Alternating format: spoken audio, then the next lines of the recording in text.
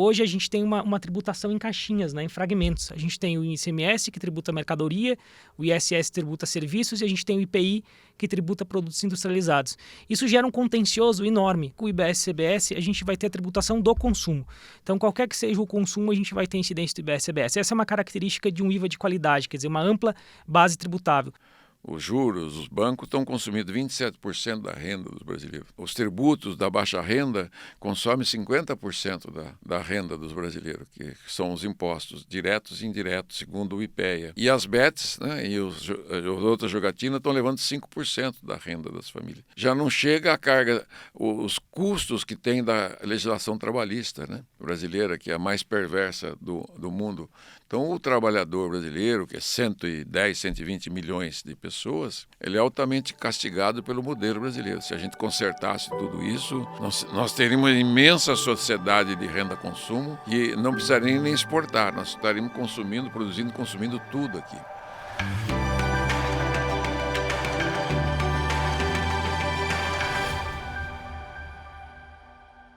Olá, bem-vindos ao Conexão Fiscal, podcast do Fisco Paulista. Meu nome é Aurélio Grangeiro, eu sou auditor fiscal da Receita Estadual de São Paulo, diretor de comunicação do Sinafresp e hoje um episódio mais do que especial, continuando a série que nós estamos fazendo sobre a reforma tributária. Nós vamos receber hoje aqui um time de peso para conversar sobre a reforma tributária no âmbito dos municípios. E para começar a apresentar esse time de peso aqui para vocês, eu tenho a honra e a satisfação de receber aqui como companheira de bancada hoje, Michele Ferreira, vice-presidente do Sindicato dos Auditores da Receita Estadual de São Paulo, auditora fiscal da Receita Estadual. Comigo hoje aqui também, professor Matheus Pontalti. Professor Matheus Pontalti, que é ex-procurador da Fazenda Nacional, ex-juiz federal e hoje advogado, palestrante, professor, autor renomadíssimo na área do direito tributário. E também outro nome de peso que a gente conseguiu trazer aqui hoje, uma seleção de craques para esse episódio, deputado Rauli. Deputado Rauli, deputado por 8 mandatos, deputado federal por 8 mandatos consecutivos, pai do MEI, pai do Simples Nacional, um dos pais da reforma tributária também, foi por 2 vezes secretário de Fazenda do Estado do Paraná, vereador, enfim, um currículo extenso. E para a gente dar início, sem mais delongas, eu queria dar as boas-vindas para minha amiga, uma honra ter você ombreando o Sinafresp junto com a gente aqui, Michele Ferreira. Bem-vinda, querida. Olá, pessoal. Então, hoje estamos aqui no Conexão Fiscal, como disse o Aurélio, com uma grande honra, né, de ter convidados tão ilustres. E pegando aqui um pouco em relação ao deputado Rauli, que nos disse agora há pouco, né, que é um dos pais também da lei complementar lá de 87 e 96. E então aqui na causa tributária, vamos dizer assim, há mais de 30 anos lá no Congresso, nos representando tanto a população, a sociedade em geral e principalmente a carreira fiscal. Então, pegando um gancho até em relação ao Congresso Nacional, eu queria que o senhor pudesse trazer aqui para a gente quais as comissões que o senhor está participando, integrando nessa área tributária e econômica lá no Congresso Nacional. Bom, muito bom, prazer estar aqui, né, na Sinafresp, esse poderoso sindicato dos auditores fiscais do Brasil, né, que é o Sindicato do Estado de São Paulo, que é o maior fisco, a maior economia. O Estado de São Paulo é a locomotiva do Brasil e vocês, né, fazem parte, né, desse fisco forte, firme e poderoso. E um prazer muito grande estar aqui com vocês da Sinafresp, o Aurélio, né, e a Michele e o professor Pontalti, né, ex-juiz e hoje, né, um professor que está tendo uma presença muito grande nos meios de comunicação, né, levando o seu conhecimento, seu talento, com toda a juventude e com toda a capacidade. Um prazer muito grande de estar aqui com vocês nesse momento. Desde que eu cheguei na Câmara, em 91, eu participo da Comissão de Finanças e Tributação. sempre atuei ali. Já fui presidente dessa comissão, relator de inúmeros projetos importantes, né?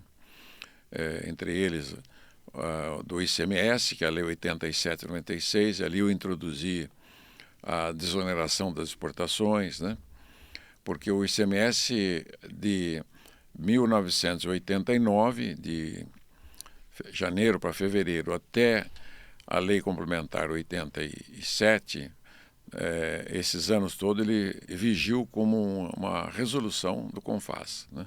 Ele não tinha lei complementar, porque havia um dispositivo constitucional da Constituinte de 88, quando puxou o ICMS, né?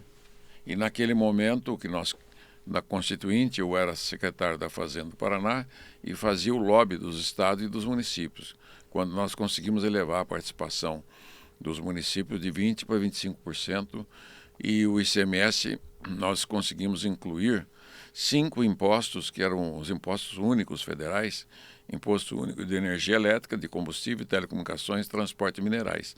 Então a base do ICMS ficou alargada, bastante alargada, né, após a Constituição. Só que nós demos um prazo de 90 dias para o Congresso regulamentar a matéria. Como ele não foi regulamentado, foi feita uma resolução do CONFAS que vigiu até, se não me engano, setembro, outubro de 96, quando foi aprovado e sancionada a Lei Complementar 87/96. Então essa comissão é o centro de todos os debates, do Simples, Super Simples, do MEI, né? E outras tantas legislações, a lei de SA e tantas, que eu acabei sendo o relator ou autor de muitas leis. E atuei também nas comissões especiais. A 293, a PEC, ela é a mãe da 45 e da 110. Ela foi uma discussão de final de 2016, 17 e 18 que eu relatei e deixei aprovada na comissão especial. Só que, como eu não me reelegi na eleição de 18, o presidente da Câmara, né, preteriu a minha PEC e desapensou uma que estava lá pensada na 293, que é a 45, que é a PEC do CECIF, do API, do Eurico Santi e do Nelson Machado. Que também são as cabeças agora da reforma também. Isso, né? São nossos parceiros, depois unimos a força. E em contraponto à presidência da Câmara, que era o Rodrigo Maia, que sobrestou minha PEC, eu peguei a minha, 293, levei para o senador Álvaro Dias e o Senado acolheu a minha PEC e transformou ela na 110, que ficou, né? Eu mesmo fiquei 4 anos e meio debatendo ela lá. Sim. Quando voltei ao Congresso, estávamos já votando a PEC 45, já com a fusão com a 110, né? Então, eu participo de inúmeras comissões especiais. Sempre gostei muito de atuar também na Comissão de Relações Exteriores e Defesa Nacional, mas preponderantemente sempre na Finanças e Tributação. Muito bom, deputado. E apresentada a Michele, o nosso deputado que também luta bastante pelo fisco lá em Brasília, todos os fiscos, inclusive. Nós temos aqui uma honra, viu, professor? Professor Matheus Pontalti. Mas assim, professor, assim, para você se apresentar, eu preciso falar aqui para nossa audiência qualificada. Deputado, o homem foi, ele novo, jovem, ex-procurador federal, ex-juiz federal. 8 anos. Um ícone na comunicação do direito tributário. Mais de 5.000 alunos o homem tem. De repente, ele olha e fala: não quero ser mais juiz, vou me dedicar só à advocacia e dar aula. O que poderia ser o sonho, o que é o sonho de muita gente, é uma cabeça, né, excepcional. Conta pra gente, obviamente se apresenta, e o que você viu na reforma tributária que ninguém mais viu. todo mundo te falando, você é louco e só você viu. O que você viu? Legal. Bem-vindo. Obrigado, muito obrigado. Obrigado, Aurélio. Primeiro, agradecer pelo convite. Para mim é uma honra estar aqui, ao lado do Aurélio, Michele também. Michele, Aurélio, um prazer. Ao lado do deputado Raul também, né, no Conexão Fiscal. O deputado Raul que tem uma vida inteira dedicada à reforma tributária. Então, é uma honra estar ao lado do deputado Raul, que tanto trabalhou pela reforma tributária ser aprovada. E é uma pauta também cara para mim. Eu estudei a reforma tributária, enfim, é uma pauta que eu sempre gostei. Pois é, eu fiz essa migração, né, do setor público para a iniciativa privada, né? Fui procurador da Fazenda Nacional, uma carreira próxima um pouco a de vocês, né? Aqui Sim, a Procuradoria do Estado de São Paulo. Sim. E fui 3 anos, entre 2013 a 2016. E aí, em 2016, eu tomei posse como magistrado federal. E estava na magistratura até agora, há uns 13 meses atrás, quando, em 2025, em abril, eu resolvi deixar a magistratura. Eu acho que a reforma tributária acaba sendo, de fato, uma grande oportunidade. Eu acho que para quem quer exercer advocacia, sobretudo na área consultiva, né, nesse momento, é um momento de transição. Então, acho que isso pesou também.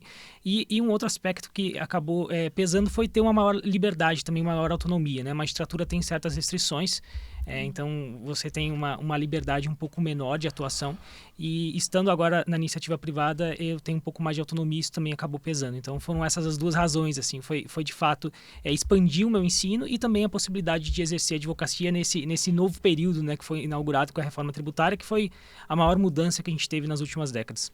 Muito, muito bom. Vamos lá, Mi. Então, pegando assim um pouco o gancho aqui, né, que foi dito pelo deputado que participou da reforma tributária, a sua reforma tributária que passou a ser a PEC 110 lá no Senado, e todas as formas que vieram ali ao Congresso, o debate da reforma tributária. Alguma coisa ficou de fora, né? Então, assim, o que o senhor acha que poderia constar ali na reforma tributária, que poderia ser diferente ou que ficou faltando? O que a gente pode fazer de aprimoramento? Porque a gente sabe que ela é nova, ela assusta, o início, até fazer ela toda, a implantação dela vai ser longa. Então, assim, o que a gente pode esperar se de repente a gente vai ter que mexer novamente daqui a um tempo ou não? Sim. O que poderia ser melhor? Muito obrigado, Michele. Então, todas as grandes mudanças geram grandes preocupações, medos, né? Existe um livro chamado Não Mexa no Meu Queijo. Né? Então, quando se falava... Quando eu conheci o IVA alemão, em 1987, como secretário da Fazenda do Paraná, eu fiz um convênio com a Secretaria da Fazenda de Berlim. E eu fui a primeira missão da Secretaria da Fazenda, eu fui chefiando a delegação. Lá eu conheci o IVA, na prática, o IVA europeu, do país que tem, né, o maior desenvolvimento da Europa, né? É o mais rico da Europa, é mais rico que a Inglaterra e a França, e fiquei lá 12 dias com eles. E depois eles mantiveram 2 auditores no Paraná e a gente mandava as delegações para a Alemanha para fazer o mesmo percurso. Então ali me encantei, voltei para o CONFAS querendo já acabar com as barreiras interestaduais e fazer um ICM nacional. Eu falei, vai ser um IVA nacional com o nome de ICMS, né, no lugar do ICM por Estado, que a gente acabou errando na mão na Constituição de 65, a Emenda Constitucional 18, cometeu um grande equívoco legislativo e econômico histórico do país. Ali é a matriz, né, do erro, da situação caótica que nós vivemos hoje do sistema tributário. Foi ali que nasceu o manicômio tributário, quando dividiu a base do consumo em 3 tributos, né? Porque a base do consumo de bens e serviços é una, ela não é dividida, ela é uma base única no mundo, tanto todos os países que adotaram o IVA, 175 países, adotaram um IVA único nacional destino. Embora o Canadá tenha um IVA dual, ele é uma formalidade igual ao nosso, administrativa, mas na prática é um IVA só, nacional, cobrança única, né? Destino, alíquota por fora. Sim. E o nosso ICMS, o IPI, o PIS/COFINS, né, ele é totalmente oposto, é um IVA totalmente esburacado, cheio de problemas, né? São pseudo-IVAs, né, que acabaram sendo cumulativo, inadimplência, sonegação, planejamento fiscal, contencioso. A questão da guerra fiscal também, né? Sim, inacreditável que o mundo todo comercializa com, né, entre as nações e dentro do Brasil tem uma barreira de 12% e de 7%. Sim. Né? Nós não sabíamos da ferocidade do Trump, né? Ainda de botar 50, 30, 40, 10. Pois é. Mas num país, numa federação, jamais poderia ter acontecido isso. Então, a luta de unificação vem de lá. E aprendemos no meio do caminho que os bens e serviços têm que ter um tratamento só. Né? Devia ter uma alíquota só, como hoje tem mais de 400 tipos de alíquotas, né? Se você somar tudo. Se você somar as alíquotas do ISS, ICMS, IPI e PIS/COFINS, que serão extintos, dá mais de 40% de alíquota, né? E vai cair para 25% médio, né? Sendo que a alíquota maior pode chegar a 27%, 28%, porque teremos alíquota zero. Então, o que falta fazer? Aprovar a 108, que está lá no Senado, que cria o comitê gestor e regulamenta, uma nova legislação do Simples, que eu já estou fazendo, já estou com o projeto pronto para dar entrada novamente, um novo projeto totalmente eletrônico, totalmente 5.0, e quero antecipar a vigência do ICMS e ISS no projeto de lei complementar do Simples, do Super Simples Tecnológico 5.0, e colocar essa cobrança junto com a CBS. A vigência do ICMS. Do ICMS? No Simples. No Simples. E do ISS também. Isso o senhor está trabalhando lá? Já está pronto. Está pronto. Olha só. Porque ela não é uma cobrança nacional, Sim. unificada lá no Comitê Gestor Nacional. Sim. Não é feita, né, centralizada lá Isso. e é pago nacionalmente. Isso. Quer dizer, até o comitê gestor é pequenininho, né? Tem 15, não tem 15 funcionários, porque é tudo automático, né? Então, eu quero fazer um Simples com débito e crédito, mas quero colocar também a cobrança patronal da previdenciária, o imposto de renda e CSL, junto o ISS, CMS, junto com a CBS. Com a contribuição sobre bens e serviços. Está combinando com os russos? Isso ainda não? Mas você sabe que eu sou água mole em pedra dura, tanto bate até que fura, né? Então, A gente tem que persistir. Então, o nosso IVA aprovado vai ser o mais moderno e tecnológico do mundo. Ele tem lá o conceito de cobrança eletrônica em tempo real, do Miguel Aboab. Inclusive, hoje estive com ele num evento da empresa dele, que ele é dono de uma grande empresa chamada Neogrid, que é a maior prestadora de serviço de abastecimento do Brasil. O software dele abastece 80% dos supermercados, né? Ele, pela nota fiscal, ele controla, com isso ele controla o estoque, né, a rotação do estoque, a indústria, o atacadista, né, e o supermercado.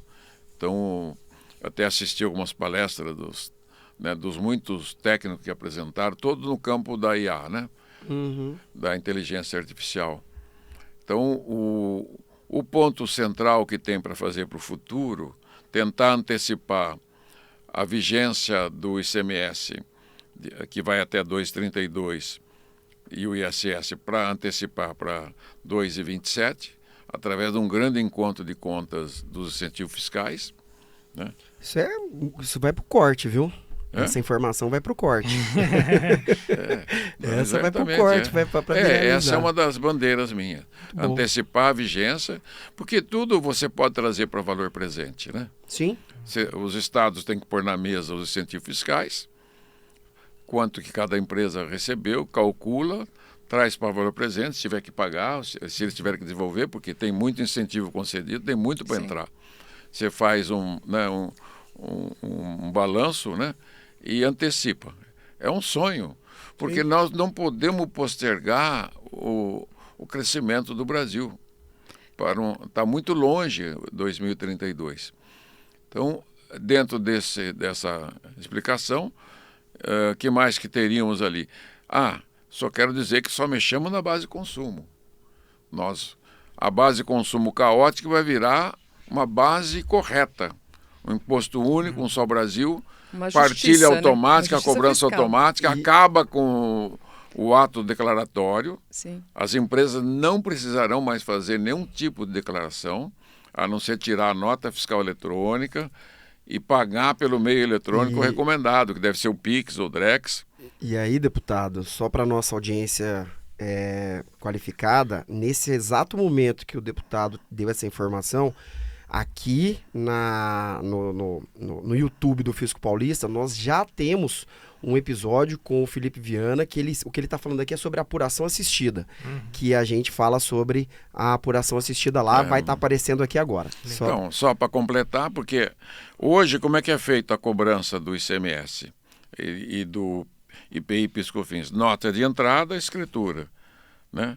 Nota de saída, escritura. Aí no final do mês a contabilidade apura os créditos e os débitos e vê quanto que, né, ele tem a pagar e faz o GR, o DARF, e faz o pagamento. No Simples é receita bruta e ele é cumulativo, né? Sabe que o Simples é cumulativo. Sim. Então, o que nós queremos fazer, né, com essa nova modelo de cobrança, a empresa não precisa mais declarar, ela tem que tirar a nota fiscal, a obrigação dela será essa, e pagar pelo meio eletrônico. E todas as pessoas físicas que ele vender tem que ter CPF. Todas. Não pode ter nenhuma nota sem CPF e CNPJ. Ele vendeu para CNPJ, vira crédito.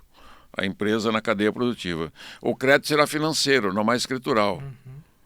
Com isso você limpa 90 tem que e tantos... pago para apropriar. Ele só vai apropriar o crédito se ele pagou. Não precisa do crédito do anterior nem do posterior.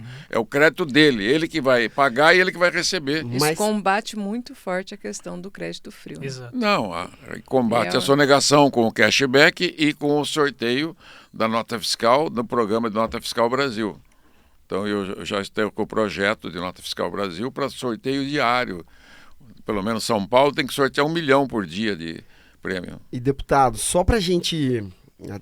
A discussão está muito boa, inclusive informações novas, mas eu queria...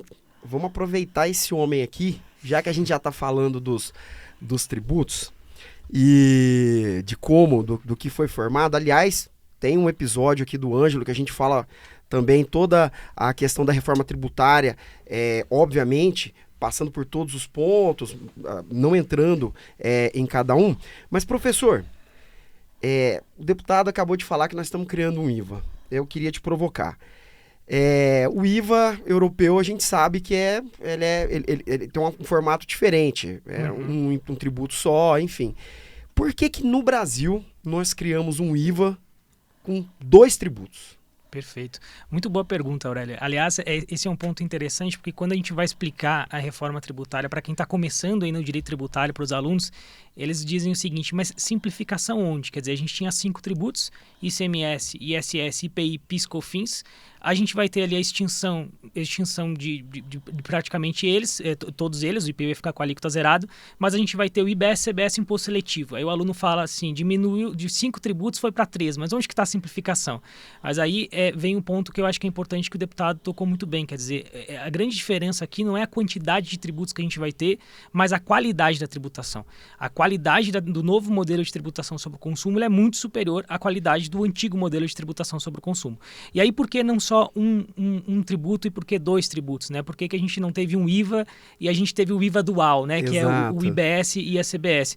Isso decorre do princípio federativo, né? A ideia aqui foi você preservar o princípio federativo. Para o contribuinte, é como se fosse um tributo só, né? Porque ele vai ter a mesma estrutura normativa, né? O IBS e a CBS são instituídos pela mesma lei, que é a Lei Complementar 214.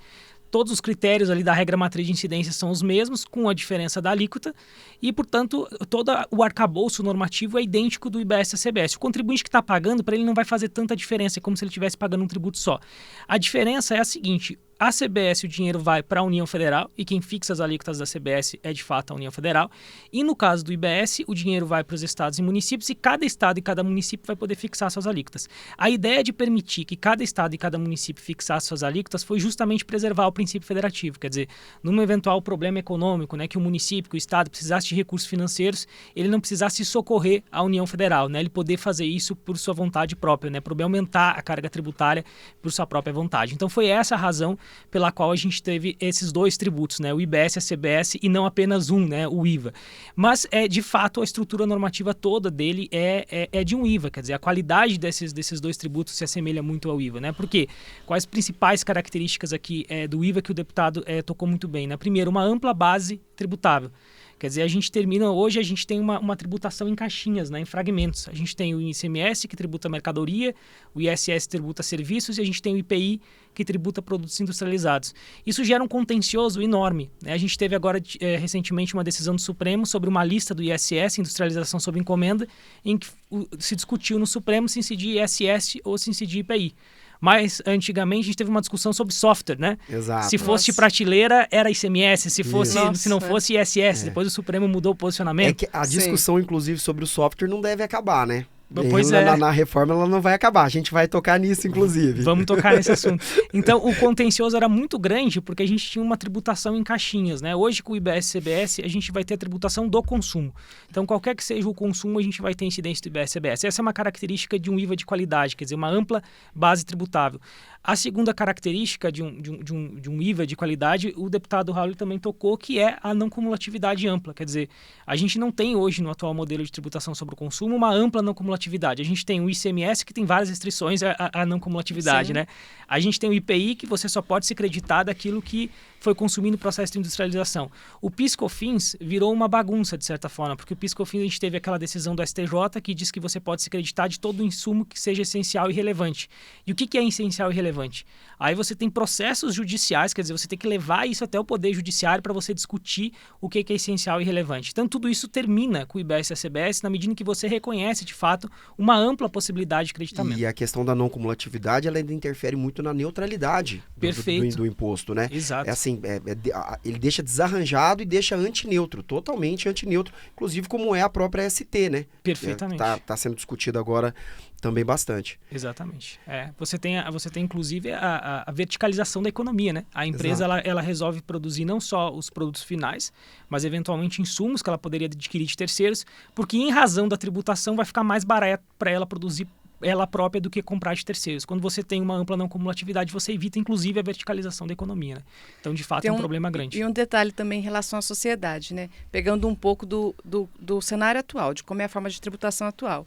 Pegando também a questão da substituição tributária. O quanto ela onera aquela população lá na ponta. Exato. O quanto ela carrega de tributo, ela tem que pagar sobre aquele preço final de um IVA de uma aplicação de alíquota que eles acham que devia ser.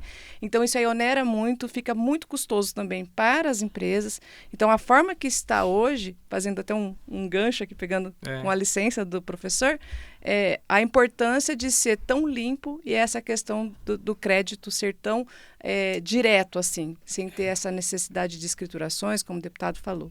Perfeito. E agora também a gente queria mudar um pouco a temática, né? Assim, falar um pouco em relação aos municípios, como que a reforma tributária vai estar nessa questão dos municípios e como que a gente pode até trabalhar essa questão dos municípios e trazer a informação assim, como que vai ser a arrecadação no município.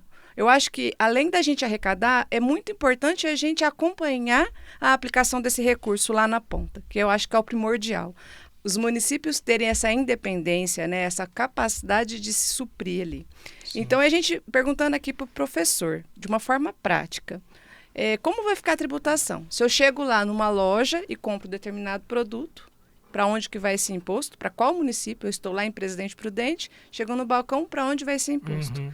E, de repente, eu viajo, vou para Londrina, e aí eu viajo, ou então solicito pela internet, também pode ser um outro caso, né? E vai entregar, e essa empresa é lá de Londrina, vai fazer essa entrega para mim em Presidente Prudente. Então, eu comprei pela internet. Então, qual o município que vai receber esse imposto? Então, comprei no balcão em Presidente Prudente, para onde vai esse imposto?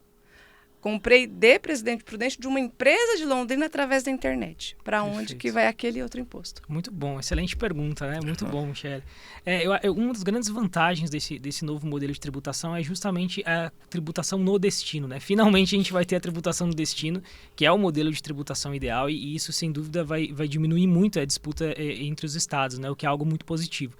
E aí, o que a Constituição Federal nos disse na Emenda Constitucional 132? Ela afirmou que a tributação seria no destino e delegou a Lei Complementar estabelecer critérios sobre o que seria, afinal de contas, o destino, né? E a Lei Complementar 214 veio e fez isso de maneira bastante detalhada. Então, respondendo diretamente à pergunta da Michele, se você comprar um produto aqui numa loja física, como você está comprando no estabelecimento, a tributação vai ser aqui. Então, eu vim de Brasília, né? Hoje, o que eu consumi aqui na cidade de São Paulo hoje fica para o município de São Paulo e para o estado de São Paulo. Se a gente fizer uma compra pela internet, aí a gente vai ter uma distinção que foi trazida pela Lei Complementar 214, que é interessante, que é a distinção entre adquirente e destinatário. Adquirente é aquela pessoa que faz o pagamento. O destinatário é para onde vai a mercadoria. Então, no caso de compra online, o destino é o local onde está o destinatário. Isso pode ser relevante pelo seguinte sentido. Vamos supor que eu estou no Distrito Federal e eu compre uma mercadoria, mas para entregar na casa da minha mãe, que está no Rio Grande do Sul. Então, quem vai receber esse IBS vai ser o estado do Rio Grande do Sul e o município de Porto Alegre, porque ali o critério adotado pela lei complementar foi o do destinatário. Então, para compra física vai ser o local do estabelecimento e para compras online a gente vai ter o do destinatário como sendo o local em que a gente vai ter incidência efetiva do IBS. Muito bom. Deputado, pegando o gancho da resposta do professor, o artigo 156 da Emenda Constitucional 123, ele veda, né, o benefício fiscal por alíquota do ISS. O intuito de acabar com a guerra fiscal do ISS. Ao contrário, todo mundo pensa que a gente tem só no ICMS, a gente também tem a guerra fiscal do ISS. Aí é uma pergunta para o senhor que está rodando o Brasil, está indo em muitos lugares, já foi prefeito, já foi vereador, secretário de Fazenda. Os municípios eles vão ter que começar a ter outros tipos de atrativo também. Infraestrutura, logística, ele não pode dar incentivo tributário, mas ele pode, por exemplo, ter uma legislação que facilite o licenciamento de empresas lá no local. Como o senhor tem visto que os municípios eles estão se preparando para essa nova realidade e se o senhor fosse o secretário de Fazenda do Paraná, o que o senhor estaria falando para os prefeitos paranaenses, o que eles têm que fazer nesse momento? Olha, primeiro eu sou municipalista, né? Fui prefeito, fui vereador e sempre defendeu os municípios como, né, o que é real no país, né? Ninguém mora no Estado, ninguém mora na União. Todos nós moramos, trabalhamos, produzimos, vivemos nos municípios. Portanto, o que existe de concreto são os municípios. Os estados e a União são meras configurações políticas, geográficas, né, e administrativas. E então toda produção, toda arrecadação sai dos 5.570 municípios brasileiros. E eu tenho... Só que o modelo tributário brasileiro de 65 e depois da Constituinte de 88, acabou que os municípios só arrecadam 7% do bolo tributário. Os estados 27% e a União 66%.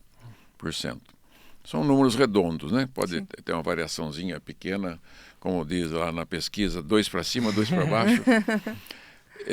Na partilha constitucional de 88 e das emendas constitucionais seguintes, o município sobe de 7 para 20%.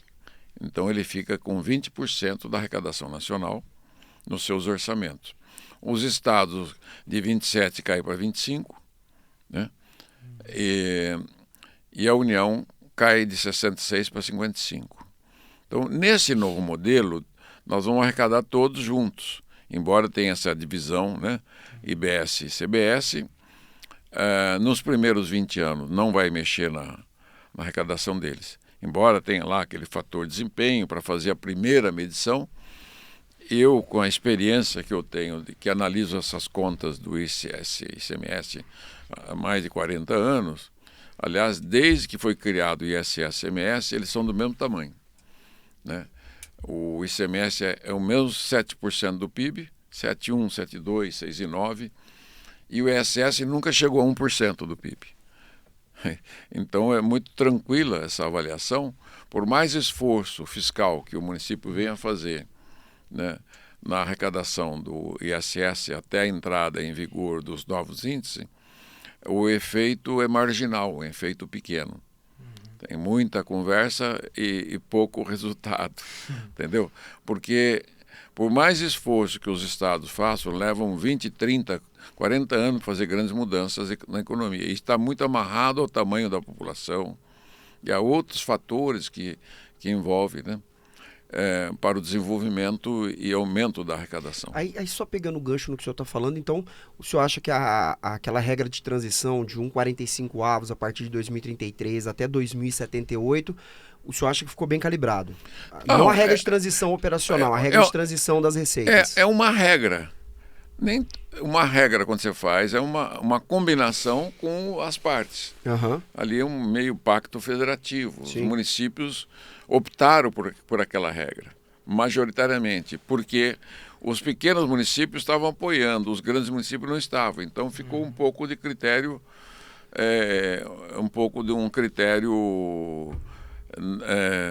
porque onde tem o critério inversamente proporcional à renda é o fundo de participação. É lá que está o critério de reequilíbrio, né, de equalização.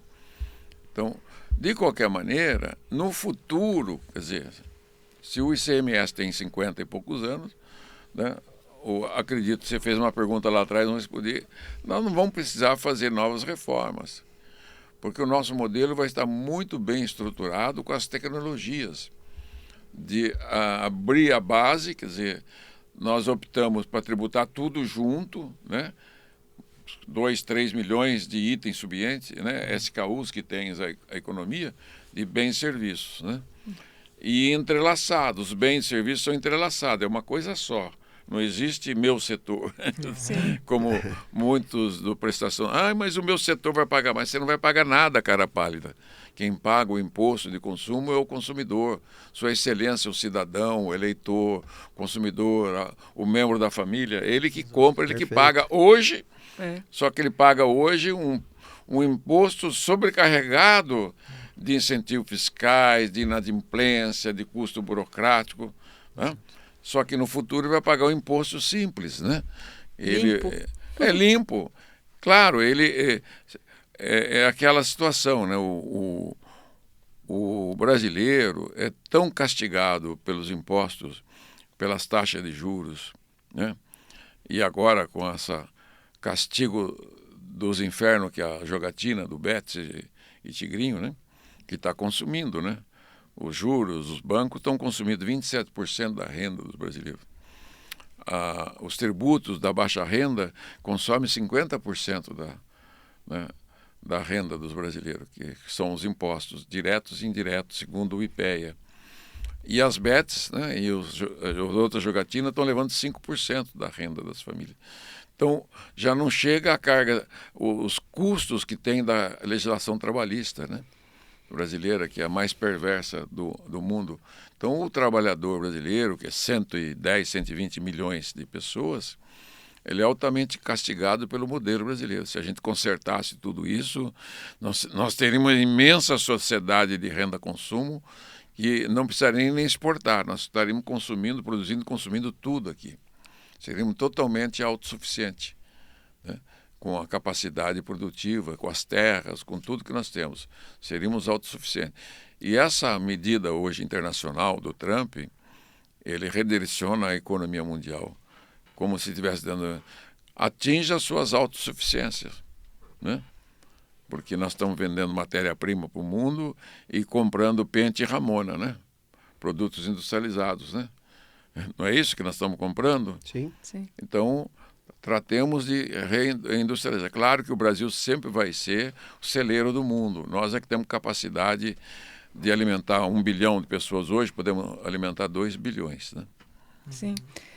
Então, essa questão municipalista, né, essa questão de combate à guerra fiscal, né, porque, como o Aurélio disse, a gente às vezes pensa muito só na questão do ICMS, né, da questão entre os estados.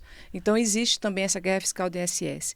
E com a reforma tributária, a gente percebe que isso parece que acaba, né? Vamos tratar de forma justa. E aí, pensando um pouco nisso, eu ia pedir para o professor Pontalti, por favor, como ficará essa questão das alíquotas nas prefeituras, né? Eles podem fixar essa própria alíquota? Como que vai ficar essa situação depois da implantação do IBS? Legal, muito bom, Michele. Não, de fato, os municípios eles vão poder fixar suas próprias alíquotas, né? Uma das características do IBS é justamente essa. A criação do IBS ela passa por essa premissa, a de se garantir a estados e municípios a fixação das suas próprias alíquotas. Será cobrado no destino, então se eu consumir um produto lá no DF, né, a alíquota aplicável será aquela alíquota do DF. Porém, e aí é um ponto importante que o deputado Raul tocou quando ele fez a sua primeira exposição, essas alíquotas, como via de regra, elas têm que ser uniformes para todos os bens e serviços. Porque hoje a gente tem esse problema que o deputado falou, que é de uma multiplicidade enorme de alíquotas. Então a gente tem um sem número de tabelas de alíquotas, o que já era uma série de distorções que já são bem conhecidas e ficaram bem conhecidas na discussão sobre a reforma tributária, né? A gente tem o caso do sonho de valsa, que não é chocolate, que é o wafer, né? É o wafer, exatamente. E a gente tem um que eu acho sensacional, que é o do Colônia. Não sei se você sabe, o do Colônia é muito interessante, porque a gente tem a alíquota a alíquota do perfume é 27 e pouco de IPI. Sim. E a alíquota do desodorante é 7 e pouco. Aí eles criaram um desodorante que você passa no pescoço e eles chamam, que é um desodorante, entendi. mas é um perfume que você passa no Sim. pescoço, para pegar uma alíquota menor de 7,5%. Quer dizer, esse tipo de problema que a gente tem com essa multiplicidade de alíquotas, né? E isso de fato não ocorre com a reforma tributária, porque como regra geral, a alíquota tem que ser a mesma para todos os bens e todos os serviços. Então o município ele pode fixar suas próprias alíquotas, porém essa alíquota vai ser uniforme. Quer dizer, salvo aqueles regimes diferenciados, né, e regimes específicos previstos na Constituição, que podem ter diferenciação, fora esses, alíquotas têm que ser uniformes para todos os produtos e serviços, o que é um ponto bem interessante. E aí, só para poder pegar o gancho aqui, em relação à alíquota dos municípios e a guerra fiscal que a Michele estava falando, praça de pedágio, professor. Praça de pedágio. Tem lá os municípios que eles são lindeiros, né? E aí tem lá o governador de plantão foi lá e colocou um pedágio lá, não na divisa dos municípios, mas quase entrando ali em um, e a rodovia que passa inteira é do outro. Como que ficou a divisão do serviço da praça de pedágio? Tem um dispositivo específico, Tem né, da lei isso, complementar então. que dá a proporção da rodovia. Tô levantando a bola para você cortar. Exatamente, a gente tem um dispositivo específico para isso. Tem um cálculo que ele é feito lá da quantidade de quilômetros que você percorre. Até nisso. Esse mesmo caso tem as usinas hidrelétricas, né? Que hoje é pela origem, né? Sim. E criou tantos problemas, né? Se é a exatamente. matriz, se é os lindeiros, né? Isso. Área alagada e lucro cessante, que nunca foi considerado. Quando inundaram as áreas, eram áreas férteis, né? Exato. Principalmente as represas entre Paraná e São Paulo, lá de Itaipu, eram terras mais férteis do mundo, foram inundadas, né? Exatamente. E prevaleceu a sede. Ô Michele, a cidade lá no Paraná, que é muito boa, que a gente foi lá com o pessoal da Fenafisco lá, que é uma cidade praiana lá, como é que é o nome da cidade mesmo? Guaratuba. Guaratuba. Guaratuba. Deputado, só pegando o gancho, eu gostei muito. Guaratuba, cidade turística, né? Então, você tem um consumo ali em Guaratuba que, quando está muito quente, você tem mais consumo. Quando tem menos, não tem muita indústria lá. Pô, Curitiba é um grande centro. Como é que a reforma ela vai impactar de maneiras diferentes Curitiba e Guaratuba, que tem um consumo mais sazonal? É sazonal. O que se consome no período de verão, né, compensa o resto do ano, que tem aquelas casas, os apartamentos que ficam vazios, né? Lá vai ter o IPTU, né, que se paga daquela... Mas continua o serviço do município manter a estrutura de veraneio à espera dos que moram em Curitiba, na região metropolitana, no norte do Paraná. Sim. E aqui no estado de São Paulo, mesma coisa. Os que estão no litoral, metade das habitações do litoral paulista são de paulistanos, né, dos moradores Sim. da grande São Paulo aqui. A gente fala isso até para poder, assim, até como uma forma de conscientizar da importância que é também os nossos prefeitos se prepararem, né, O que deputado? é importante? Que uma população, digamos, de 2 mil, 5 mil, 1 milhão, 12 milhões como São Paulo, a população vai consumir os 365 dias do ano. Perfeito. Então, a soma de todas as compras, de todos os bens e serviços. Quer dizer, as exceções são pequenas, né? Não tem muito impacto, né, para as outras economias.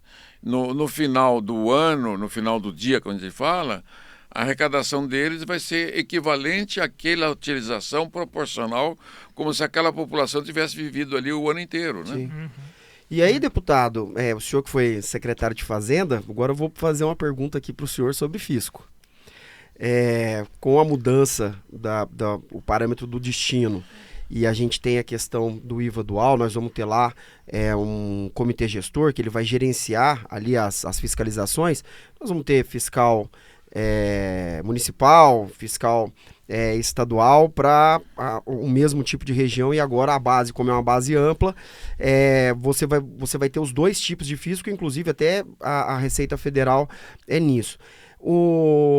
A Lei Complementar 214, deputado, ela fala sobre a cooperação entre os fiscos, ela cita exatamente isso.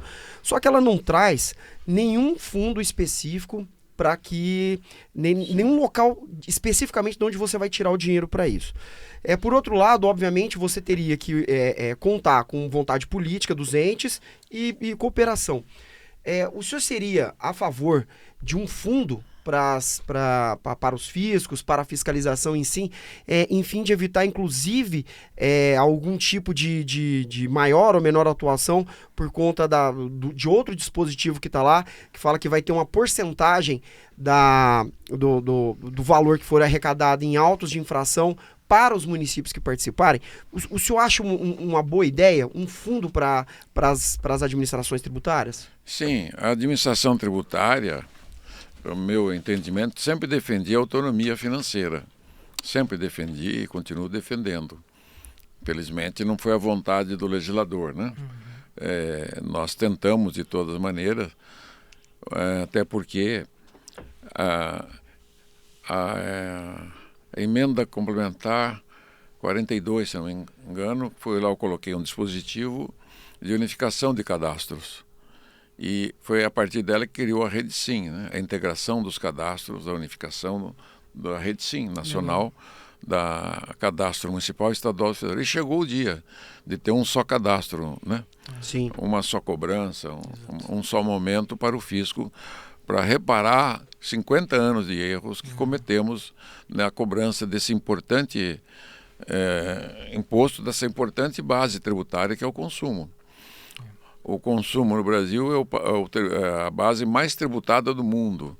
Nós temos uma folha de pagamento que tem altos encargos, de 20% mais 8% de outros encargos, tem fundo de garantia. Então, quase 75% da arrecadação do país vem da base do consumo.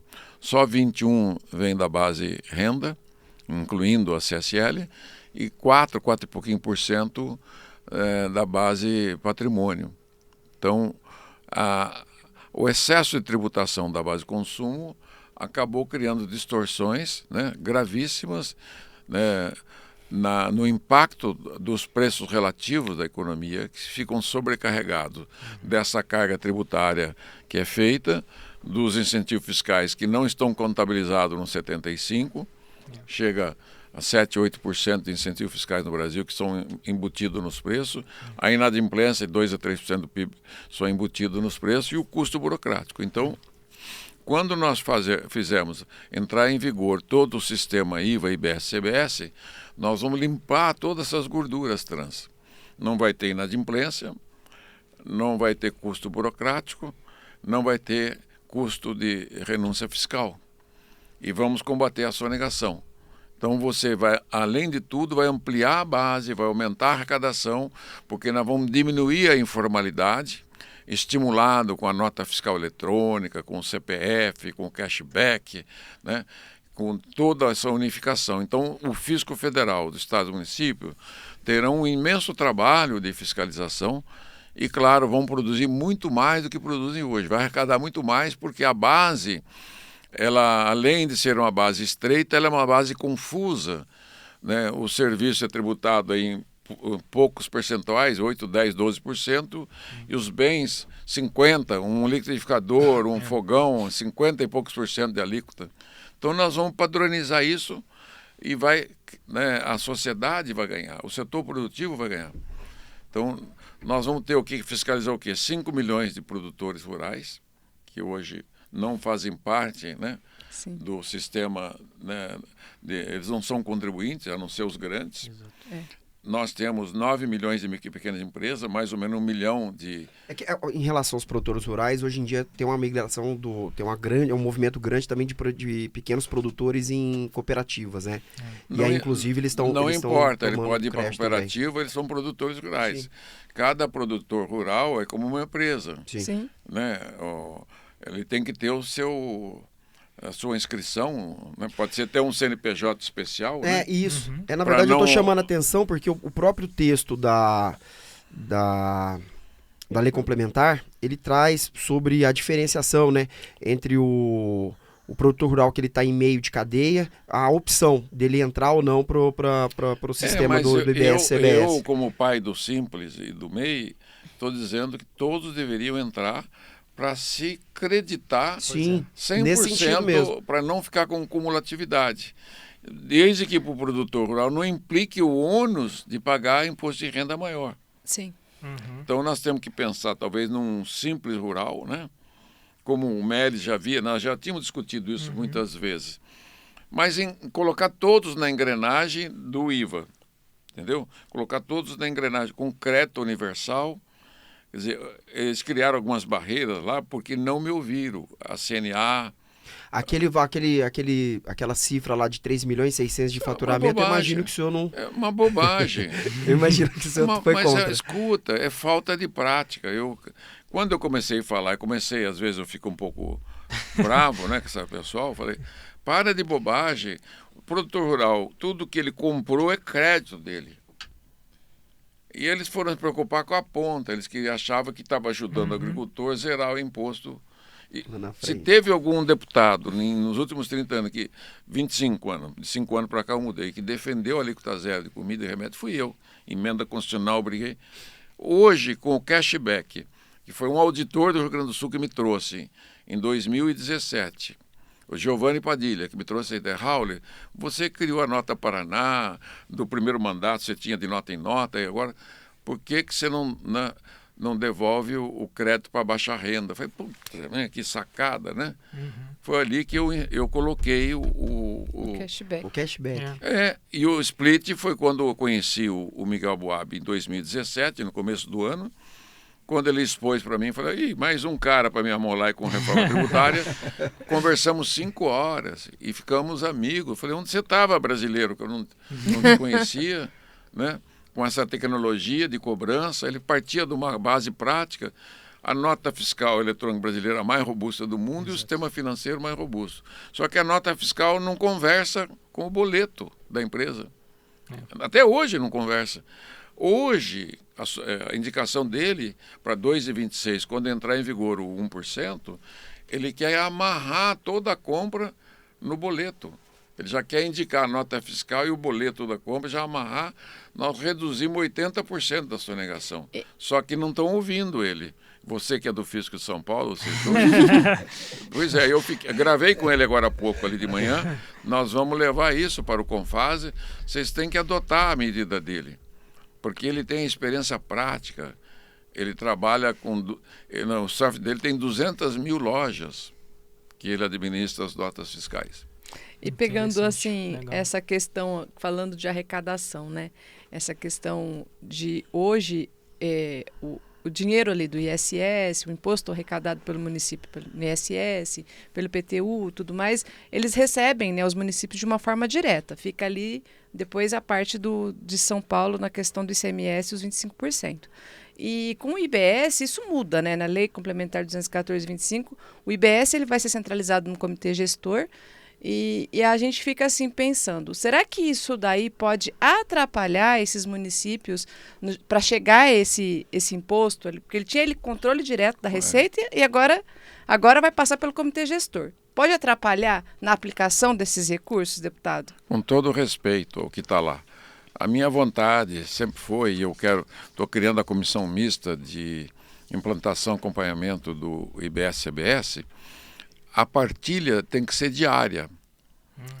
Só que o dinheiro do imposto não tem que ficar no fisco nas etapas intermediárias. Quando é que o município, o Estado da União vai receber o IBS-CBS? Essa é a pergunta. Na venda final. E ela vai acontecer todo dia. A hora que houve a venda final, quitou a nota fiscal, aquele dinheiro desce para a conta da União, Estado e município diariamente, nos 365 dias do ano. Repasse direto, então. Direto, todos os dias. sem comitê gestor. Comitê gestor não vai fazer nada, só nos primeiros meses, que eles vão ter que elaborar, implantar o sistema com o Tribunal de Contas, ver os números, os dados. É como o ICMS do Estado de São Paulo. Quem é que faz o índice? Aquele setor que cuida, né, através das notas fiscais, das DFCs, não sei se é isso mesmo que chama ainda até hoje, declaração físico-contábil, né? Faz o cálculo, entrada, saída. No novo modelo você não vai precisar ver, tudo eletrônico. Hoje são os SPEDs, né? Você só vai introduzir no software, no computador, qual é a partilha e o sistema vai trabalhar sozinho, a arrecadação, né, e o repasse para a empresa do que é dele, né, e o que é do fisco vai para o fisco. O que está esperando fica na conta. Claro, vai ter uma conta nacional única, só que aquela empresa, enquanto ele não desovar todas as suas vendas, ele não recebe o imposto que ele pagou. O que o deputado está explicando é o split, né? Do B2B e B2C. E são os splits super inteligentes, né? Que é o que o senhor está falando de ser automático. Tem que ser, ué. Para que precisamos, se está todo mundo, o mundo inteiro está utilizando a IA, inteligência artificial, e o sistema está aí. O SERPRO está construindo, junto com o CONFAS, né? A maquininha, é só ajustar a maquininha de cartão por um novo software dela, que faz a distância mesmo, ela já faz, ela explita na própria maquininha. Muito bom. E aí, em relação à repartição de receita que o senhor está falando, agora, professor, a gente podia fazer aqui um momento aqui pro prefeito, pro servidor lá da prefeitura, em relação à receita dos municípios de 2019 até 2026, que elas vão ser utilizadas tanto para a cota parte do IBS quanto para a participação do município no fundo.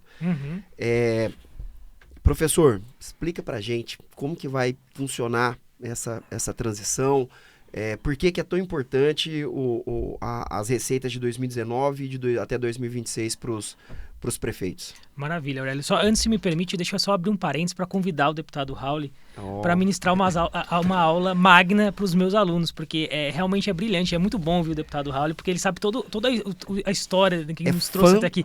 É fantástico, exatamente, é fantástico. Sempre muito bom ouvi-lo, deputado. Que honra, professor Contato, com muita honra. Quando a gente vê hoje o sistema tributário, a gente fala de onde veio tudo isso. De onde veio tudo isso, exato. E eu acho que a gente só cresce quando a gente escuta o passado e vê o que aconteceu ali na história. E é muito mais fácil a gente interpretar o presente quando a gente conhece a história, né? E aí por que aconteceu. O porquê que aconteceu, exatamente. Começa tudo a fazer sentido. Exato, exatamente. E eu faço questão de estar sempre fazendo bastante explicações, exatamente por isso. Como pregador, missionário, já me chamaram de cruzado, senhor Iva, senhor Reforma. E eu quero também Mas o senhor é história viva. Ainda estou por aqui. Exato, né? é viva. E eu quero também te convidar para ser o nosso defensor, né, do Destrava Brasil, que eu e o Miguel e o Luiz criamos um movimento sem fins lucrativos só para fazer a difusão, né, da reforma. Desde o IVA, do Viva o IVA de São Paulo, aqui, que eu vim aqui no começo de 2016, 2017, de lá para cá. Temos 2 trabalhos nossos, né, que você pode... Olha, que legal. O PLP 108, para os contribuintes. Olha que legal. Principais Deputado, aspectos. mostra para a câmera para a gente É. lá. Uma honra esse Esse convite aqui tá é acontecendo para, aqui, né, para os Michele? contribuintes, é um Muito trabalho que nosso pessoal fez, né? E um para as administrações tributárias. Nossa. Esse É, esse aqui para é o vocês vai convite. ser... Estou aguardando o convite, Então, né, deputado? aqui é o Luiz Renato, o Miguel Boab, o Victor Rocha, né? E a gente, e o doutor Adailton, todos nós. Então Olha que tá aqui, ó. Muito bom, muito bom. E deputado. aceito com o honroso convite de Muito fazer obrigado. participar da sua aula. E também está aceito. Eu acho essa iniciativa fantástica, né, deputado? Eu acho que no Brasil, as grandes reformas que deram certo foram reformas que foram comunicadas com a população, né? Sim. Eu acho que o Plano Real teve essa característica O também. Plano Real, ele vinha de fracasso em fracasso, de planos em planos, né? Cruzado. Hiperinflação, moendo. Arroz, feijão. E, Tabela da Sunab, deputado. nossa, do Sarney, Isso é etc. verdade, E a inflação era terrível, né? Você entrava no supermercado, a maquininha. E ali no Itamar, né? A equipe de economistas do PSDB, Pércio Arida, André Lara Rezende e Edmar Baixa, eles bolaram o plano, e o Fernando Henrique, ministro, que chamou eles, né? Que era o ministro da Fazenda. A ideia era indexar preços e salários, né? No RTN, fez a indexação e rodou 6 meses com o RTN, tipo de RTN. Como é que chamava? O RV. O RV, Unidade Real de Valor. Quando foi em julho de 94, botou uma trava na roda e virou real. Foi. Então a inflação cai de 5.000%. Né? Foi espetacular. Nesses 30 anos de real, né, até agora, a inflação média não passou de 7%. E agora vai ter uma nova revolução, né? Que a gente vai passar e falar daqui uns anos, ó. A reforma chegou e mudou. E tem uma outra reforma a ser feita na renda, né? Porque não essa que está lá. Né? Não basta isentar 5.000, 7.000, como está se fazendo, para arrumar receita para pagar essa carga. Você tem que ajustar a tributação do consumo com a renda. Aí é que tem que ser feita a balança. Sim. A OCDE 30, lá na OCDE, a tributa, fora a folha, né? Eles são bem equilibrados, né? Exato. Nos Estados Unidos é mais. Nos Estados Unidos, só 40% da arrecadação vem do consumo folha. No Brasil, 75%, o OCDE 60%. O restante dos Estados Unidos, né, 60%, 50% é renda e 10% patrimônio. 60% é direto, 40% é indireto. A Europa é o contrário, né? É 40% direto e 60% indireto. E o Brasil é 75-25. Qual desses 3 exemplos é o mais social? É justo. O americano, né? Não agora com essas bobagens do Trump que está afetando. Sim, ele está afetando o consumidor americano. Claro. Sim. Nos afetou Sem dúvida. porque os produtos nós estamos mandando para eles. Sim. Produtos bons, de custo, né, Claro. razoável, não são caros, porque senão você não entra nos Estados Unidos. Ele está tributando o povo dele. Sim. Interessante. É interessante o deputado tocar nesse assunto da reforma da renda, né, deputado? Porque a gente pensa tributação sobre o consumo, mas como o deputado falou, tributação sobre o consumo é a tributação da renda gasta por todos nós, né? E aí tem um aspecto que eu acho que é bem interessante, que naturalmente a tributação sobre o consumo ela vai ser injusta porque as pessoas mais pobres não conseguem poupar, né? Proporcionalmente elas gastam mais a renda do carga que as pessoas tributária mais em cima da abastadas. renda dela é muito alta. Exatamente. Eu só vejo uma maneira agora, que foi o governo mandou esse projeto de imposto de renda, para responder uma questão eleitoral, que ele prometeu 5.000. Tanto que ele está com pressa, mandou até uma nova medida agora. Sim. Né? Eu vejo assim, a hora que nós tivermos o IBS-CBS funcionando, nós vamos saber a real carga tributária de cada família. Né? Aí nós podemos cruzar com a renda, unificar as alíquotas, né, num padrão só, e fazer o cashback para meio salário, um salário e meio, dois, e fazemos o inverso, né? Todos que estiverem abaixo da renda per capita, a gente devolve o imposto, entendeu? Uhum. Para elevar o padrão de compra. E esses milhões de pessoas vão gastar onde? No consumo. Uhum. Sim. Aí você aumenta o volume, né? Você aumenta a produção. Recurso rodando. É o renda-consumo, é um círculo virtuoso. Sim. Eu sempre imaginei um imposto de renda cruzado com o consumo, mas tinha que ser nesse modelo eletrônico. Você sabe, como um dos subprodutos do IVA 5.0 eletrônico, nós vamos poder fazer o banco de preço para o setor público. Ninguém vai poder comprar com um preço diferente das últimas 100 mil notas fiscais. Porque você vai ter 3 preços, o preço indústria, atacado e varejo. Então, nós, setor público, não precisamos comprar o preço varejo, nós podemos comprar preço indústria. Combate Até o porque superfaturamento. o imposto incidente vai ser devolvido para estados e municípios. Né? Sim. Exatamente. É outro ganho que nós demos para os estados e municípios. Né? A gente pode fazer lá a transição dos... Vamos fazer. Vamos lá? Eu já muito agradeço ao deputado e convite aceito. Parabéns aí, né, pela iniciativa, né? Muito E a bom. gente fica muito feliz, né, Michele? Sim. Que ambos os convites tenham sido feitos aqui na bancada do Conexão Fiscal. Duas grandes figuras. De fato, fizemos uma conexão aqui, né? Muito bom. Que duas grandes Essa é a figuras importância. Eu acho que Um decano, né, e um jovem talento e o maior fisco do país. Né? Isso. juntos. É muito bom. E aí, se o senhor puder explicar pra gente a questão de como vai ser formada a cota-parte dos municípios em relação à IBS e o Fundo de Compensação e Transição, porque eu acho que isso para as prefeituras é importante. Perfeito. Não, excelente pergunta. Acho que esse é um ponto bastante interessante, né, Aurélio? Porque a gente teve, como a gente conversou ao longo do episódio, a gente teve uma mudança da tributação da origem para o destino. Só que hoje a gente tem municípios que são produtores, ou seja, municípios que arrecadam muito tributação, arrecadam muito ISS, arrecadam muito ICMS cota-parte, e a gente tem municípios que são consumidores. Então, naturalmente, quando a gente vai ter a mudança da tributação para o destino, quer dizer, o fluxo de recursos pode mudar. Quer dizer, municípios que antes eram somente produtores, não consumiam tanto, tenderiam a receber menos recursos do que municípios que consumiriam uma quantidade maior de bens e serviços. E aí, para minorar um pouco isso, para o empresário, para quem pagar o tributo, claro, a tributação vai ser no destino, a alíquota aplicável vai ser no destino, mas a gente vai ter ali uma longa regra, né, de transição. Quer dizer, o comitê gestor ele vai arrecadar esses recursos e ele não vai imediatamente distribuir esses recursos de acordo com a regra do destino, quer dizer, na proporção dos bens e serviços adquiridos em cada município. Por quê? Porque a maior parte desses recursos, 90% lá em 2026, né, vai ser distribuído conforme a participação da receita dos municípios entre 2019 e 2026. Exato. Ou seja, é uma regra que dura até 2077 com o objetivo de suavizar um pouco essa mudança que a gente vai ter da tributação da origem para o destino, né? Já foi, né? Isso é praticamente de 19 até 2026. Já foi, né? O ano que vem. E vai ficar claro, né, com o IVA, que quem paga o imposto é o consumidor, que está em todos os 5.570 municípios. Isso que é bacana. Porque o governo federal ele passa a cota-parte do IPI. Né? De onde vem o IPI? Vem lá do consumidor, de todos os consumidores.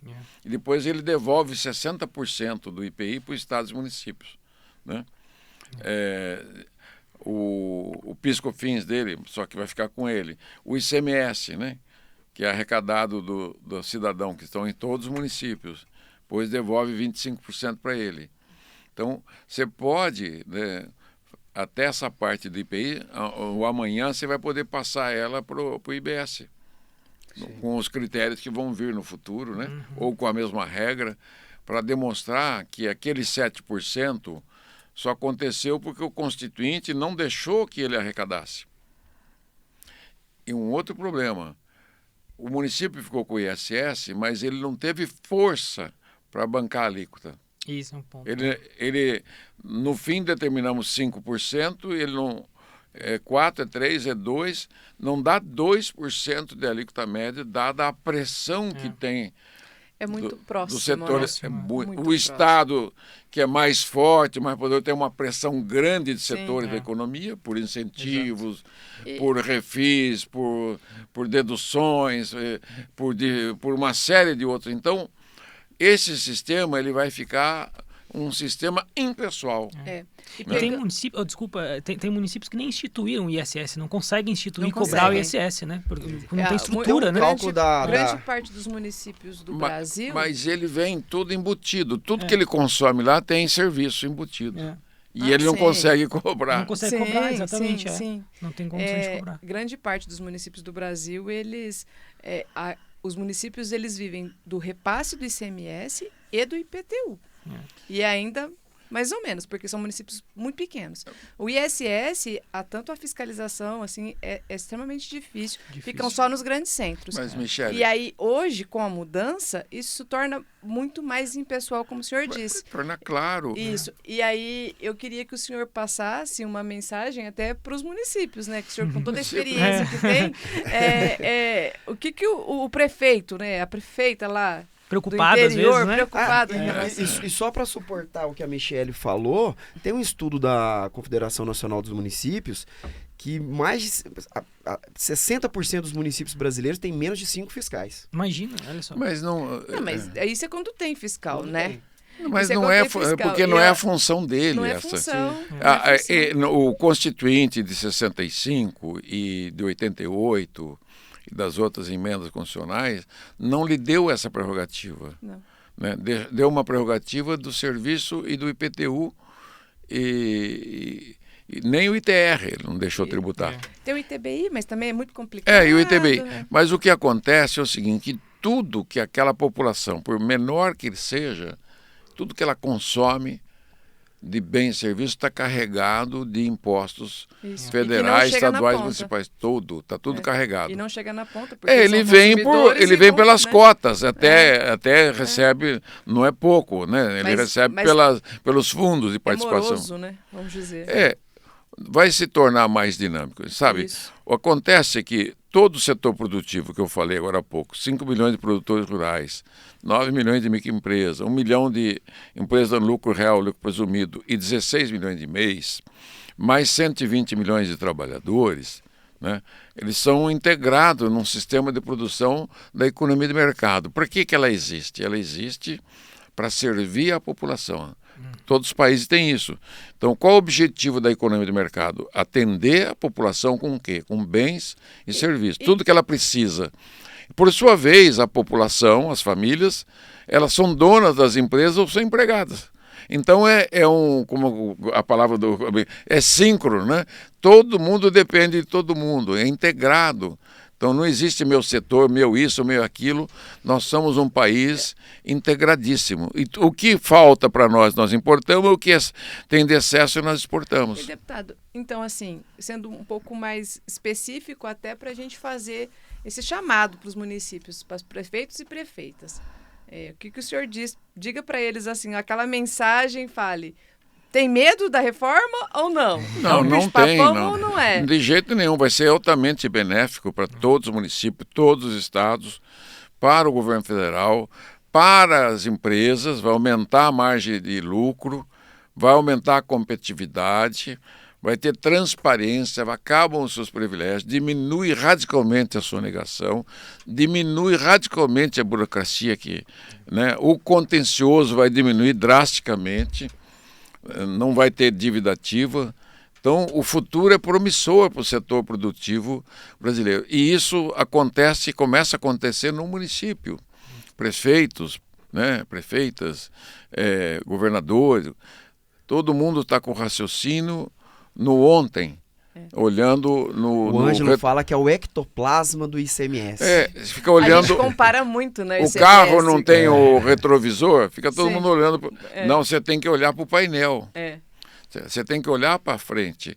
Então, esse modelo, imposto. Finalmente, depois de mais de 50 anos de atraso, o Brasil vai implantar um imposto de consumo que é consagrado há um século, que foi bolado na Alemanha e na França na década de 20, um imposto que seja neutro, ele é uma regra de negócio, onde o imposto não transita mais por dentro da empresa.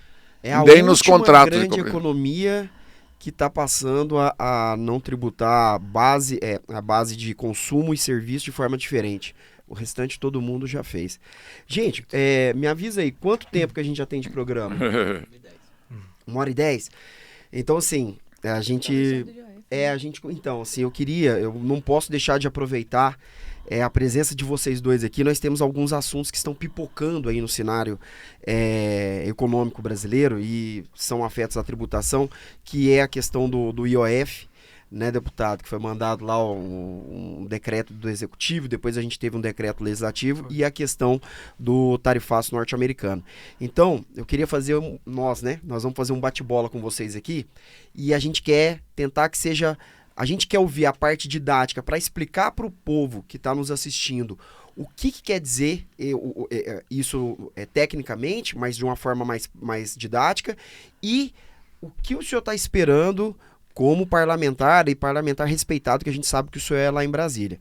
Então, em relação ao IOF, professor Pontalti, coloquei aí para o senhor aí uma caneta e uma folha. Vamos ver se eu consigo Explica para o cidadão que está lá do outro lado, professor, Vamos ver se dá certo. O que é esse tal de IOF, essas letrinhas todas aí. Pois é. E além do que é o IOF, eles falam, é o imposto extrafiscal. Por que é o imposto extrafiscal? E a briga lá no Congresso era essa, olha, o governo está utilizando um imposto que é extrafiscal com viés de arrecadação. Com a palavra, mestre Matheus Pontalti. Vamos lá, vamos tentar explicar aqui.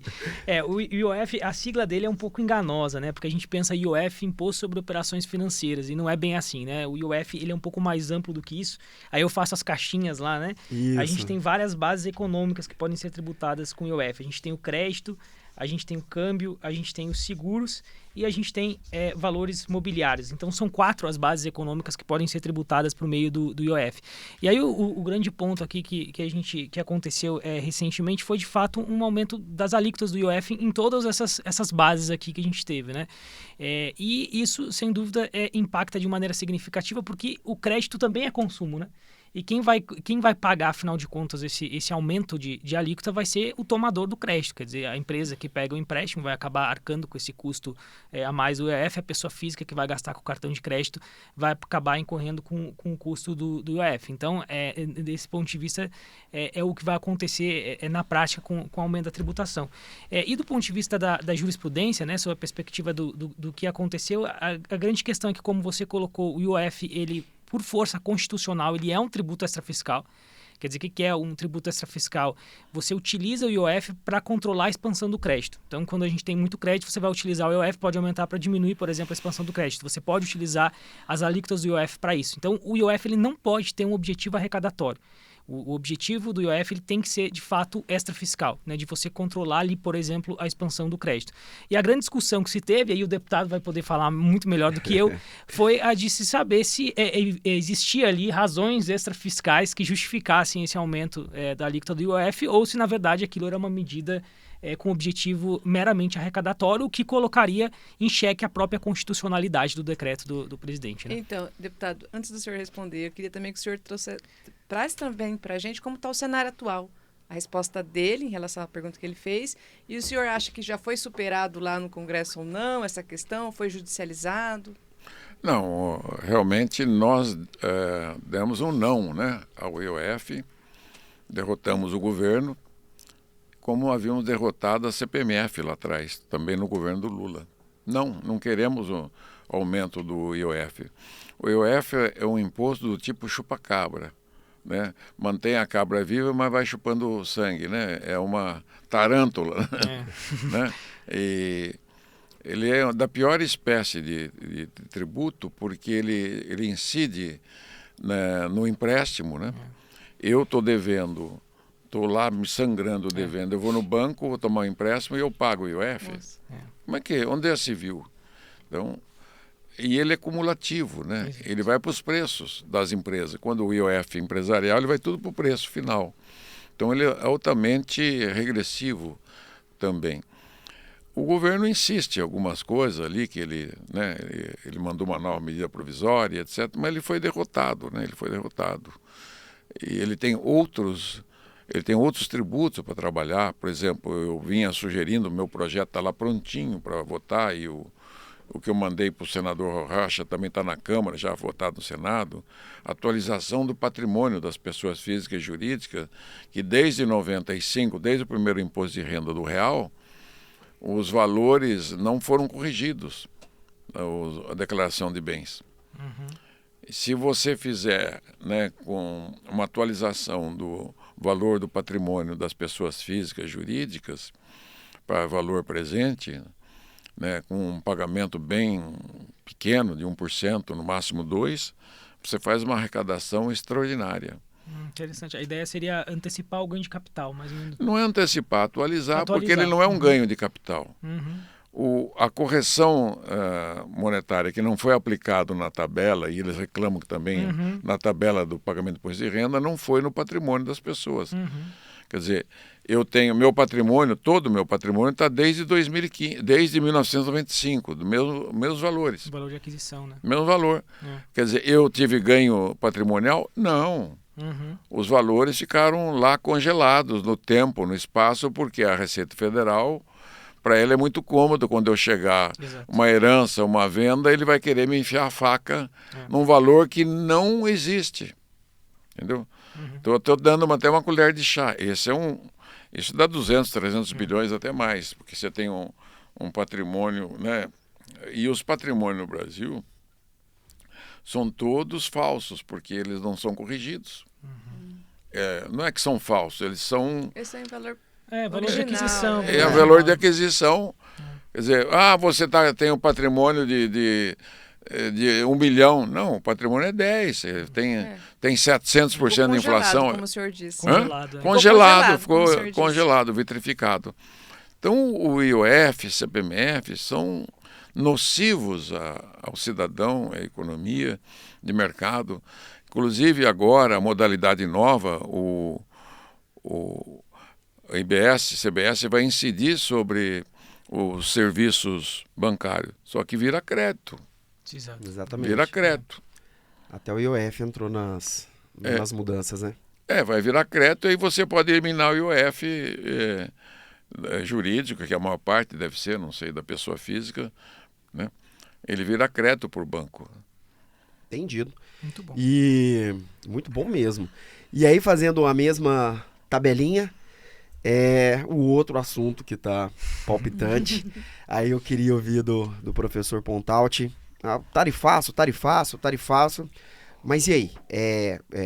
Qual que é como que é esse tarifaço ele incide? Quando manda? E qual que é a consequência disso aqui para dentro? É aumento de inflação no primeiro momento? Nós vamos ficar desabastecido? Ou vai ter entrar muita coisa aqui dentro? O povão ali na... E a questão do emprego na também, linha, né? Exatamente. Tecnicamente, professor, didaticamente, como que é a questão do tarifaço? Muito bom. Mais um grande problema que o deputado vai enfrentar aí nos próximos dias, né? Exato. O tarifaço na verdade, um tributo sobre a importação, né? Que os Estados Unidos impuseram ao Brasil. Então, o que vai acontecer? A gente vai ter essa tarifa adicional de 50% nos produtos brasileiros que serão exportados para os Estados Unidos. O que, claro, vai encarecer o produto brasileiro no sentido de que ele vai competir, alguns desses produtos vão competir com produtos de outros locais, vai ficar mais caro, a demanda por esse produto brasileiro vai diminuir e as empresas vão ter dificuldade para exportar. Quer dizer, essa é a ideia aqui do tarifaço. Quem vai assumir o ônus econômico do tarifaço, o deputado já disse, são os americanos, né? Os americanos vão assumir o ônus. Aliás, a Amazon parece que ela já coloca agora o preço, para quem adquire bens lá, ela coloca o preço com o tarifaço e sem o tarifaço. Né? Ela já indica qual que é o valor que os consumidores americanos estão pagando a mais. Trump a assessora dele diz que é inimigo da pátria. Inimigo, a Amazon foi, já virou inimigo. Como é que chama lá? O Bezos, né? Exato, Jeff Bezos. Bezos. E assim, como esse tipo de informação não chega, né? Assim, você não vê jornais conseguindo explicar isso, por exemplo, com essa clareza. E o próprio presidente, o presidente Trump, ele fala como que fosse o país que ia pagar pro governo americano, né? E não os consumidores americanos que, assumiu o ônus econômico daquilo. Ele usa uma retórica. Bom, do ponto de vista assim, as nações exportam e importam desde o princípio.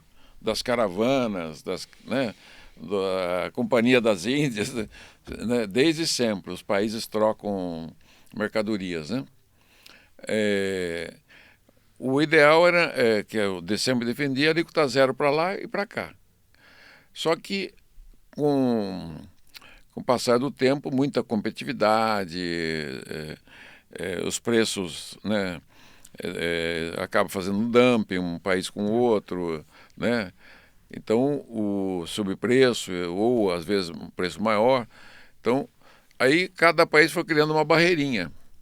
Esse produto não pode entrar porque minha indústria precisa ser protegido. E lá também. Então, só que no comércio Brasil e Estados Unidos é favorável aos Estados Unidos. Eles vendem mais para o Brasil, né, do que o Brasil para eles. Não é muito grande, mas é um comércio de 40 bilhões por 40 e pouquinho, e tem uma pequena margem hoje, né, desfavorável ao Brasil. Então o Brasil não era um empecilho para os Estados Unidos. Né? A rigor, o Brasil não mereceria nada, ficaria naquela alíquota que está hoje, 0 e algumas coisas 10, ou até em 10 em tudo, já que ele quer fazer caixa. Porque quando o Trump fala os produtos brasileiros vai ser de 50%, 60%, que chegar lá ele vai cobrar 60%, quem que vai pagar os 60%? O consumidor dele, se ele importar. O problema é que o importador americano não vai querer comprar nesse valor. Aí ele vai tentar produzir nos Estados Unidos, que vai acabar ficando mais caro, porque ele não tem mão de obra, ele não tem capacidade de aumentar a produção da noite para o dia. Então ele criou um imenso problema de consumo. O que a Amazon fez, ele já está dizendo que ele não esperava, né? Claro, o que a empresa vai fazer? Isso aqui é aumento por causa da tarifa, né, dele. Agora, vende para outro país. Não tem como você fazer um produto para outro país da noite para o dia, a não ser matéria-prima. Matéria-prima você pode mandar até para a Lua. Né? Soja, milho, trigo, carne, você pode mandar à vontade. Mineral, você pode mandar, porque... Mas quando é um produto industrializado, manufaturado, ele é específico para aquele consumidor americano. Né? Sim. Como eu não quero comprar telefone, quero comprar um telefone da Apple. Então é um produto que me agrada. Né? É a mesma coisa, o cara produz um tipo de fogão aqui que é para um determinado tipo de empresa americana. Eu vi outro dia numa reportagem muito bacana. Então, o Trump puniu o Brasil por causa do Lula, que falou mal dele na campanha. O Lula, na campanha dele, quanto na campanha presidencial, chamou ele de nazista, onde já se viu, o nazismo não pode voltar. E o cara tem memória de elefante, né? Ele já disse em entrevista há 40 e poucos anos atrás que os inimigos dele, ele trucida os inimigos dele. Né? Ele tem algum tipo de problema, né? Ele não é um político convencional. Ele não foi vereador, não foi prefeito, não foi deputado, nem governador, nem senador. Ele foi direto para a presidência da República. Do mundo empresarial, que ele é um empresário do tipo, né, capitalista selvagem, foi direto para a presidência da República. Foi uma vez, na segunda ele está botando para quebrar. Não é só com o Brasil, só que com o Brasil a punição é maior, porque o Lula fala do BRICS, que é a moeda do BRICS. Ontem saiu a foto do modelo da moeda do BRICS lá em Moscou, né? O São Petersburgo, não sei. Que é isso? Para que nós vamos arrumar encrenca com o nosso vizinho?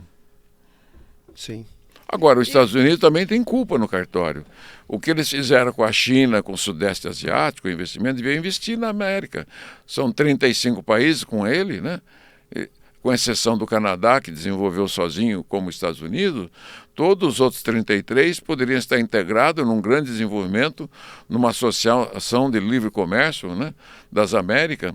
Eu mesmo presidi um órgão por 4 anos que chama Parlamento das Américas, que o objetivo desse Parlamento era fazer a integração, não só, né, econômica, fazer a integração social, previdenciária e outras integrações.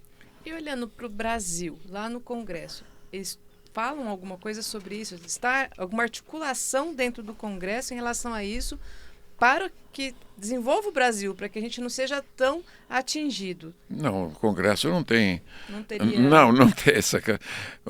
O modelo econômico está traçado com a reforma tributária. Não tem projeto econômico que mude a natureza da produção do país, a não ser um bom sistema tributário, com segurança jurídica, um sistema neutro, justo, como nós aprovamos. Sem privilégios, sem incentivos. Você quer dar incentivo, dá pelo orçamento ou pelo crédito. Mais né? transparente, né? Hã? Mais transparente. transparente. Entendeu? Então o modelo está traçado. A hora que implantar o IVA totalmente, o Brasil vai voltar a crescer a 6, 7%, como já cresceu no passado. Muito bom, deputado. Quase 1h30 de programa já, assim, o tempo passou muito rápido, né, Michele? Foi muito legal mesmo. E vamos encaminhar para os nossos finalmente, então, para a gente poder também liberar os nossos convidados.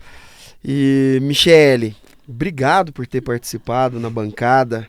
Mulher incrível, com muito conhecimento. Um orgulho ter você como vice-presidente do nosso Sinafresp. Obrigado por estar aqui e suas considerações finais, querida. Então, eu também tenho assim um grande orgulho de estar nessa bancada, de trazer esse assunto.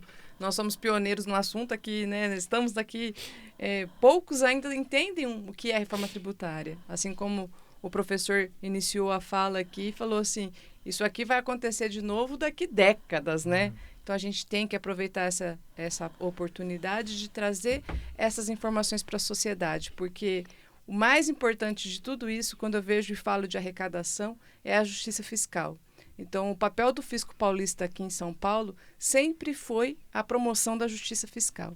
E eu vejo que a reforma tributária ela vai ao encontro disso. Então, mais uma vez, eu agradeço ao deputado Rauli, eu agradeço ao professor Pontalti por estar aqui hoje e que espero que esse seja o primeiro de uma série, né? De uma série aí de podcasts, de outros assuntos, de temas que estão no Brasil, no estado de São Paulo, como um todo, e que seja sempre benéfico à sociedade. Obrigado, querida. Professor Pontalti, olha, assim, já te conhecia das redes sociais, eu fiquei mais impressionado ainda te conhecendo pessoalmente. Didática incrível, comunicação fácil. E agora a gente consegue entender a sua trajetória de sucesso e o quanto você é destemido, né? Era juiz, vamos para a reforma tributária, uma honra te ter aqui. Obrigado, volte mais vezes. Suas considerações finais. Obrigado, é um prazer vir até aqui. Eu fui presidente de associação também, fui presidente da associação da Jufera, associação de juízes. Então conheço um pouco né? esse caminho, sei das dificuldades, é um prazer estar aqui. Agradeço demais o convite, fui super bem recebido pela Aurélia, Michele. Parabenizo vocês pelo belíssimo trabalho que fazem aqui. Agradeço também o deputado Rauli, né, ter compartilhado com o deputado Rauli esse momento. Parabenizá-lo também por ter catequizado, né, por ter lutado durante tanto tempo pela reforma tributária e ainda continuar lutando, informando, né, conversando com as pessoas, explicando. Eu acho que explicar é fundamental, né? Eu acho que essa comunicação ela fez muita diferença na reforma tributária e vai continuar fazendo diferença. Então fica aqui meu agradecimento, meu muito obrigado e quem sabe a gente se encontra em próximas vezes. A gente agradece. E agora, deputado Rauli. Obrigado. Deputado, olha, o senhor é assim, para quem vive lá em Brasília, a luta classista, que tá lá batendo o pé, a sola do pé, ter um cara que nem o senhor lá é incrível. Porque o deputado Rauli, ele atende todo mundo, ele conversa com todo mundo, é um cara do diálogo, é uma pessoa que todo mundo viu hoje aqui, conhece muito tecnicamente e conhece do bastidor. E é muito difícil você ter pessoas com esse tipo de perfil. O senhor sabe bem disso. Então, assim, o senhor ter se deslocado de Brasília até aqui para falar com o Fisco Paulista é só mais uma prova do quanto o senhor é do diálogo e de quanto o senhor nos prestigia. Então, muito obrigado pela presença do senhor. Foi uma honra para mim e, com certeza, para a Michele ter podido dividir esse espaço com o senhor. O espaço está sempre aberto e tenho certeza que nós vamos ainda nos ver muito lá em Brasília na luta diária. Obrigado. Suas considerações finais. Eu que agradeço, né, o convite que o nosso grande e poderoso sindicato dos auditores fiscais do Estado de São Paulo, a locomotiva do Brasil, quase 1/3, né, da economia, da arrecadação do ICMS, né? Vocês são os campeões dos campeões. E minhas homenagens a vocês, Michele, Aurélio, e homenagem ao Lobato, né, que é o Viva o IVA, né? Viva o Já IVA. está lá no paraíso. Eu lembro quando eu vim aqui das primeiras palestras que eu fiz em 2016, 2017, ali na Fresp, ali, fizemos, e não me esqueço até hoje, do Viva o IVA, era uma campanha deles, né, já do Fisco Paulista daquela época lá, já vinha de muito tempo. Então, prazer, né, professor Pontalti, uma alegria poder gravar esse podcast. Já tínhamos conversado, né, em Brasília, eu tenho acompanhado diariamente tuas publicações. Legal. Eu curto todas elas, eu né? também acompanho o deputado também. No Instagram, no Facebook. Aliás, o deputado tá voando nas redes sociais, Você viu? vai ser nosso convite, ser embaixador nosso, né, do Destrava Brasil, porque tem muitas coisas para destravar ainda, né? Verdade. Temos que trabalhar o restante da reforma, o super simples, que nós vamos, tecnológico. Aí depois vamos brigar com essa questão dos juros, né? Diminuir os custos, né, de produção, de geração de emprego, de renda. Provavelmente eu quero também trabalhar a questão da desoneração da folha, realocar a carga para o CBS. Já tenho bons estudos nisso. Vamos colocando o Sinafresp no meio dessas conversas aí, viu, vamos, deputado? Só sabe que nós somos parceiros, né? Não, sempre. O Pacto de Brasília, né? Exato, que você sabe que eles vinham, cada um vinha conversar comigo, cada entidade, né, nacional ou um sindicato. Eu falei, chega. Ou vocês se organizam, né? Chegou num ponto que vinham as propostas divergentes, né? Claro. Aí criamos o Pacto de Brasília. Eu sou padrinho do Pacto de Brasília. Mais um. Que une os fiscos, todos os fiscos municipais dos estados. E são muitos fiscos, né? São muitos. Tem várias associações, sindicatos, federações, né? E foi muito bom. Foi as primeiras entidades que me apoiaram para valer quando eu fiquei sem mandato. Vocês foram decisivos, né? É isso. Decisivo. Então, minha homenagem ao Fisco Paulista, o professor Pontalti, né, que com seu trabalho, agora a magistratura que ele abriu mão, ele transfere esse conhecimento para milhares de pessoas que precisam aprender, né? Porque quem ama o que faz não cansa, não se sacrifica, faz com amor, né? Que transmitir o conhecimento, isso que é importante, né? Muito importante. Obrigado. Eu que agradeço. Deus abençoe vocês. Amém. Deus abençoe. E você que ficou até o final, o nosso muito obrigado. Já sabe o kit, curte esse vídeo, compartilha o vídeo, curte lá nossas redes sociais, o TikTok, o Instagram, as redes sociais também do professor Pontalti, o deputado, vão estar aqui também na descrição. Sigam os nossos dois queridos convidados lá e até uma próxima.